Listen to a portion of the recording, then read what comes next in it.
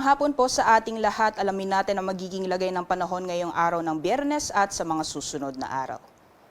Sa kasalukuyan po, patuloy pa rin umiiral at nakakaapekto ang hanging habagat or southwest monsoon, nakakaapekto sa malaking bahagi po ng ating bansa. Kaya asahan po natin, kung makikita po natin sa ating satellite image, may mga significant na mga kaulapan pa rin tayo nakakaapekto sa Visayas and Mindanao, as well as dito sa extreme northern Luzon.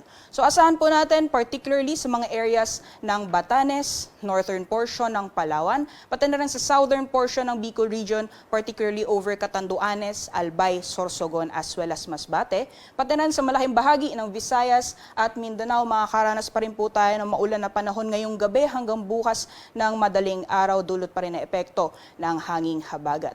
Meanwhile, for Metro Manila at sa nalalabing bahagi naman ng Luzon, kung makikita po natin, wala masyadong malawakan ng mga kaulapan na magdadala ng mga kalat-kalat ng mga pag-ulan. So asahan po natin ngayong gabi, fair weather conditions po tayo, although hindi pa rin inaalis yung mga tsansa ng mga isolated mga pag-ulan, usually nangyayari sa hapon o sa gabi. At meanwhile, wala din po tayong minomonitor na sama ng panahon, low pressure area o bagyo na posibleng makakapekto sa anumang bahagi ng ating bansa sa loob at labas ng ating Philippine Area of Responsibility. So sa magiging panahon natin bukas sa Luzon area, kung makikita po natin fair weather conditions po sa malaking bahagi ng Luzon, kasama po dyan ang Metro Manila. Meanwhile for Bicol region, gaya ng mga nasabing areas ko kahapon, makakaranas pa rin po tayo ng maulan na panahon bukas, particularly over Catanduanes, Albay, Sorsogon, as well as Masbate. Kasama na dyan po yung Legazpi City. At dahil inaasahan po natin magiging mainit at maalinsangan ang panahon bukas, so yung temperatura po natin may kataasan, particularly sa Tugigaraw, posibleng umabot ng 26 to 35 degrees Celsius. Meanwhile, temperatura sa Lawag, maglalaro mo 27 to 32, 18 to 24 degrees Celsius for Baguio City, 27 to 33 degrees Celsius for Metro Manila area, sa Tagaytay naman 23 to 31 degrees Celsius. Maximum temperatures naman sa Legazpi as well as sa Puerto Princesa aabot ng 32 degrees Celsius at sa Kalayaan Islands naman temperatura ay maglalaro mula 27 hanggang 33 degrees Celsius.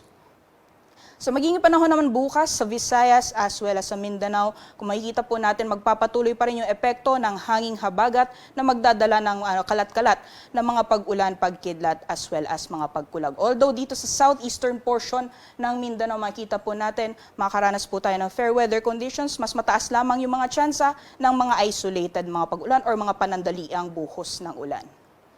Samantalang para sa temperatura naman, maximum temperatures sa Iloilo at Cebu aabot ng 32 degrees Celsius, sa Tacloban 27 to 31, Zamboanga 25 to 31 degrees Celsius at maximum temperatures naman for Cagayan de Oro as well as Davao ay aabot ng 32 degrees Celsius.